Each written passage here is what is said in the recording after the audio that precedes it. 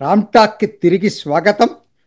దేశంలో ఆర్థిక అభివృద్ధి అంగలేస్తూ అభివృద్ధి అవుతుంది.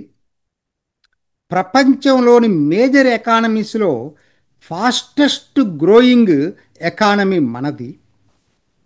కాకపోతే ఇందుట్లో ప్రధాన కంట్రిబ్యూటరీ స్టేట్స్ ఏంటంటే ప్రధానంగా 5 ఉన్నాయండి. అంటే మిగతా వాల్యూమ్ పరంగా చూసుకుంటే మిగతా రాష్ట్రాలు వీటితో ఎక్కడ పోటీకి రావు.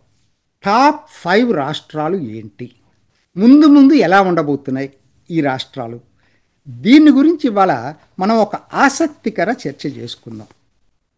ఏదైనా సరే టాప్ 5 అంటే మనందరికీ మరి పేర్లైతే తెలుసు. మహారాష్ట్ర, తమిళనాడు, గుజరాత్, కర్ణాటక, ఉత్తరప్రదేశ్. కొత్తగా చేరింది ఉత్తరప్రదేశ్.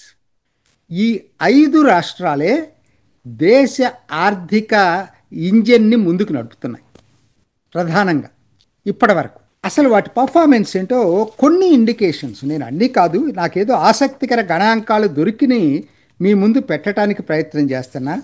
ముందుగా జీడిపి. దేన్నైనా మనం కొలిసేది జీడిపితోనే కొలవగలం. జీడిపి చూసుకునేటట్టయితే 24-25 గుజరాత్, ఉత్తరప్రదేశ్ అధికారికంగా ఇంతవరకు ప్రకటించలేదు. అనధికారికంగా నా దగ్గర ఉన్న లెక్కలే ఇక్కడ పెడుతున్నాను. ఇది మారచ్చు, నేను చెప్పలేను.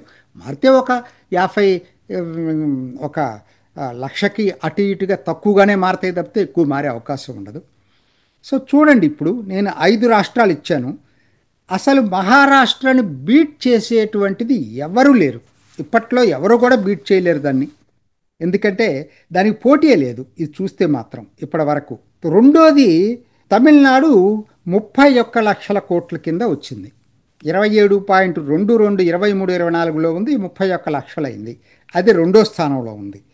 మూడో స్థానం నిజంగా చెప్పాలంటే కాంపిటీషన్ చాలా హెవీగా ఉంది. ఇక్కడ ఆల్మోస్ట్ ఈక్వల్గా ఉన్నాయి. కర్ణాటక, గుజరాత్, యూపీ 23-24 అధికారిక లెక్కల ప్రకారంగా చూసుకుంటే మూడిటికి మూడవదిగా యూపీ ఉంది. దానికి కర్ణాటకకి పెద్ద తేడా లేదు. అట్లానే గుజరాత్ దానికన్నా 1 లక్ష కోట్ల తేడా ఉంది. ఇప్పుడు కర్ణాటక 28.84న అధికారికంగా వచ్చింది లెక్కలు. నీతి ఆయోగ్ వెబ్సైట్లో దొరుకుతుంది మనకి. ఈ రెండు ఇంతవరకు ప్రకటించాల, గుజరాత్, యూపీ. అవి కూడా ఇది నా దగ్గర ఉన్న అనధికార లెక్కలు. సో మొత్తం మీద పెద్ద తేడా లేదు ఇప్పటికైతే. ఇది జీడిపి లెక్కలైతే. మరి జీడిపి తర్వాత ఇంకొక ఆసక్తికర లెక్కలు మీకు మీ ముందు పెట్టడానికి నేను ప్రయత్నం చేస్తాను. వీళ్ళు బడ్జెట్లన్నీ పెట్టారు కదా రాష్ట్ర ప్రభుత్వాలన్నీ. ఆర్బీఐ ఒక నివేదిక ఇచ్చింది. ఆర్బీఐ ఇచ్చిన నివేదికలో 25-26 ఆర్థిక సంవత్సరంలో రాష్ట్రాల రెవెన్యూస్లో ఏ రాష్ట్ర వాటా ఎంత అనేది ఇచ్చింది. ఆసక్తికరంగా ఉంది. ఉత్తరప్రదేశ్ మహారాష్ట్ర కన్నా ఉత్తరప్రదేశ్ చాలా ముందులో ఉంది. 13.3%, మహారాష్ట్ర 11.3%, ఎంపీ, కర్ణాటక, రాజస్థాన్ 5.9%. ఇందాక నేను చెప్పి ఇది దీంట్లో ఒక మీరు గుర్తుంచుకోవాల్సినటువంటిది ఏంటంటే రెవెన్యూ దీంట్లో టాప్ 5లో మరి ఇందాక మనం చెప్పిన టాప్ 5 రాష్ట్రాల్లో ఏమైనా లేవా అని చూసుకుంటే లేవు. Tamil Nadu, Gujarat top 5 states revenue sharing స్టేట్స్లో లేవు. చూడండి, ఇది ఆసక్తికర గణాంకాలు. రెండోది తీసుకుందాం, capital expenditure, share of capital expenditure. అన్ని రాష్ట్రాల్లో ఏ రాష్ట్రాల వాటా ఎంత ఉందనేది చూసుకున్నప్పుడు టాప్ 5 రాష్ట్రాలు ఏమున్నాయని చూసేటట్టయితే మీకు యూపీ 16 అన్నిటికన్నా చాలా ఎక్కువ ఉంది, 16.3%, గుజరాత్ 9.4%, మహారాష్ట్ర 8.3%, ఎంపీ ఆశ్చర్యకరంగా ఎంపీ 8.1%, కర్ణాటక 7.6%. మరి ఇక్కడ టాప్ 5లో లేనిదేది తమిళనాడు లేదు.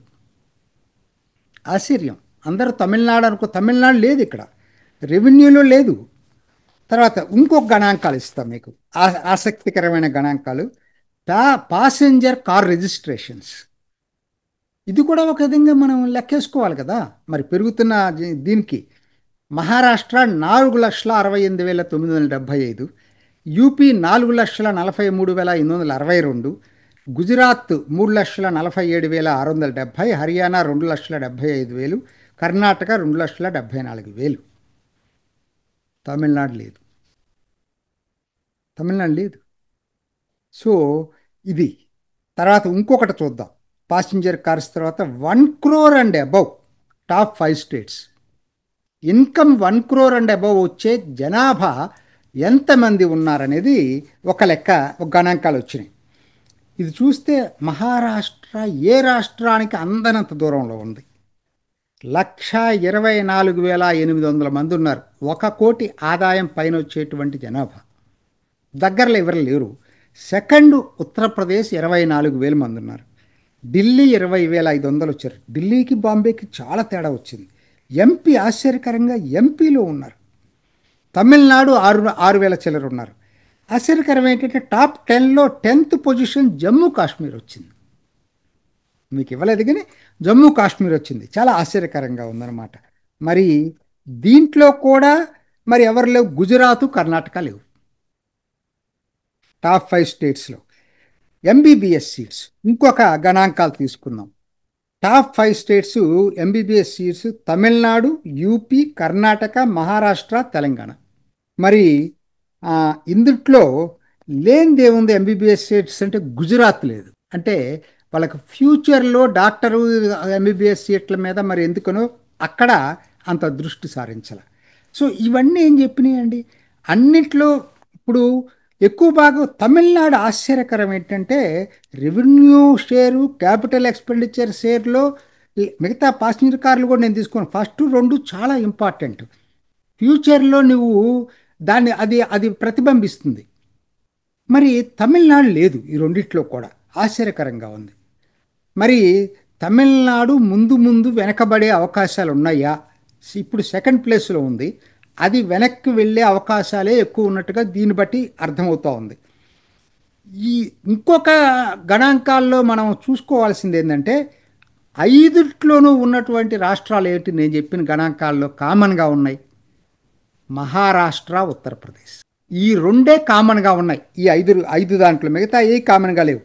అంటే వచ్చే భవిష్యత్తు 2-3 సంవత్సరాలు లేక ఆ పైన ఆర్థిక పోటీ టాప్ 5 నుంచి టాప్ 2కి మారే అవకాశం ఉంది. ఇది జరగబోతుంది. ఎందుకనంటే వీటిని వెనక్కి నెట్టేసి కర్ణాటక, గుజరాత్, ఈవెన్ తమిళనాడును కూడా మహారాష్ట్రకు పోటీగా ఉత్తరప్రదేశ్ ఎమర్జ్ అయ్యేటువంటి దిశగా ఆర్థిక విధానాలు ఉత్తరప్రదేశ్ ఉన్నాయి.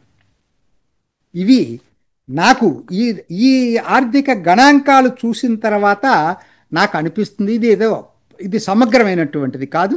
నాకు అందినటువంటి ఈ వారంలో అందిన గణాంకాలని జస్ట్ మీ ముందు ఉంచడానికి ఒక చిన్న ప్రయత్నం చేశాను. ఇది ఈనాటి రామ్ టాక్. ఇంకొక ఎపిసోడ్లో మళ్ళీ కలుసుకుందాం. నమస్తే.